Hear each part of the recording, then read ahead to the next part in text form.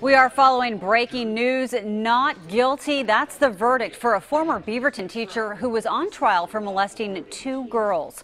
Welcome to KOIN 6 News at noon. I'm Jenny Hansen. Logan Storm has a checkered past. You might remember he fled to Mexico following a child pornography conviction last year. Now, Chris Woodard is live outside the courthouse with more on today's decision. Chris? Yeah, a not guilty decision today in the latest case. But it's important to point out Logan Storm is not walking free tonight. He's still serving 8 years for those child pornography charges. Nevertheless, though, a disappointing decision today for the prosecution and the accusers. The jury returned a 10-2 verdict after deliberating for a very short amount of time, and this was actually a brief trial as well.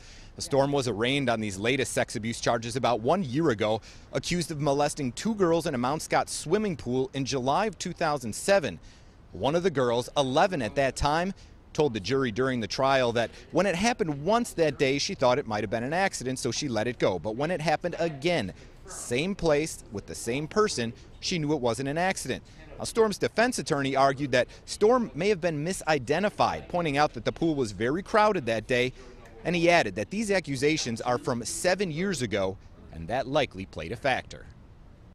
Well, you never know what to expect. We're pleased that justice was done. We're very pleased that the jury was able to see the weaknesses in the government's case and the dangers of bringing a case 7 years after the fact, and I think justice was done.